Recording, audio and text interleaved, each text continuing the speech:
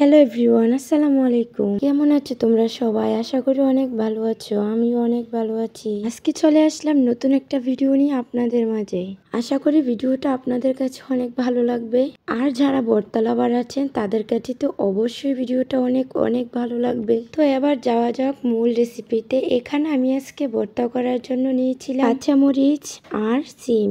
এখানে তৈরি করব আজকে শিলপাটায় বেটে শুটকি ভর্তা। এই শুটকিগুলা দিয়ে ভর্তা করলে অনেক অনেক বেশি টেস্টি হয় আর খেতে অনেক মজা লাগে। তো ভর্তা করার জন্য এখানে প্রথমে নিয়ে নিচ্ছিলাম সিম আর আলুকে সিদ্ধ করে তারপর কড়াইতে ঢেলে নেওয়া হয়েছে। এখন এগুলাকে আমার আম্মু একটা শিলপাটার মধ্যে ভর্তা করবে। ও আমি তো ভুলেই গেছি যে আজকের ভর্তাটা আমার আম্মু করতেছে, বলতে তো ভুলেই গেছি। আসলে আমি যতদিন থাকবো ততদিন আমার হাতের কোনো রেসিপি অথবা রান্না আপনারা দেখতে পারবেন না, কারণ আমাকে আমার মা কোনো কাজ করতে দিবে না। সব কাজ উনি নিজেই করবে, অর্থাৎ সব রেসিপিগুলো আমার আম্মুর হাতের রেসিপি থাকবে। তো এখানে আমার আম্মু প্রথমে শিলপাটায় শুটকিগুলো নিমাশ করে বেটে নিয়েছে যাতে কাটা না থাকে। শুটকিগুলোর মধ্যে প্রচুর কাটা। তারপর সিদ্ধ করা কাঁচামরিচগুলো নিয়েছে। চাইলে আপনারা এখানে শুকনো মরিচও ব্যবহার করতে পারেন, তবে আমরা এখানে কাঁচামরিচ ব্যবহার করতেছি। তারপর শুটকি আর কাঁচামরিচ যখন বাটা হয়ে যাবে তার মধ্যে আলুগুলা দিয়ে দেওয়া হবে। আপনারা হয়তো ভাবতেছিলেন যে কেন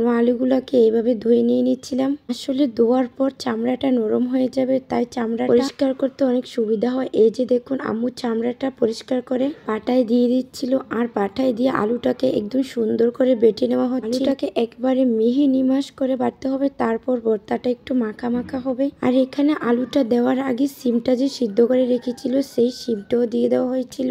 সবগুলো উপকরণ যখন বাটা শেষ হয়ে যাবে তখন একটার সাথে আরেকটা ভালোভাবে মেশাতে হবে। তো মেশানোর আগে সবগুলো উপকরণকে একটু ভালো করে বেটে নিতে হবে। আসলে আজকের রেসিপিটা ভর্তা খেতে পছন্দ করো অথবা যাদের ঝাল ভালো লাগে তাদের কাছে আর ভিডিওটা ভালো লাগবে।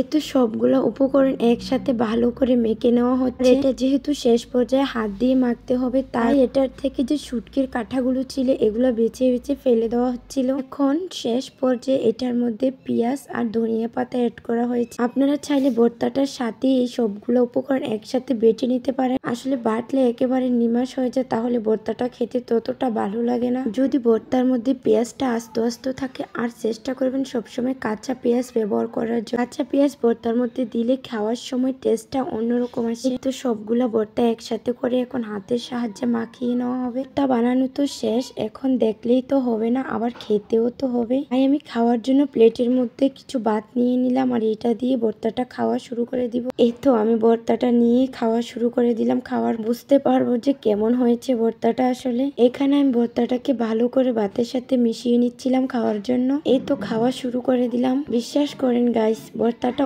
অনেক অনেক বেশি টেস্টি হয়েছে। আর এমনিতে মায়ের হাতের রান্না সব থেকে আলাদা হয়, সবার রান্নার থেকে বেস্ট রান্না হয়। তাই মায়ের হাতের রান্নার সাথে কখনো কিছু তুলনা করতে নেই। তো আমার এই রেসিপিটা আপনাদের কাছে কেমন লেগেছে প্লিজ সবাই কমেন্ট করে জানিয়েন। আপনাদের একটা কমেন্ট দেখে আমি আরো ভিডিও ছাড়ার জন্য উৎসাহিত হব। তাই সবাইকে বলছি আমার ইউটিউব চ্যানেলটা নতুন এখনো, প্লিজ সবাই আমাকে সাপোর্ট করো আর সবাই আমার চ্যানেলটাকে সাবস্ক্রাইব করে দিও আর বেশি বেশি করে শেয়ার করে দিও। আর ভালো থেকো সবাই। আল্লাহ হাফেজ। অবশ্যই তোমাদের সাথে পরবর্তী কোনো ভিডিওতে দেখা হবে।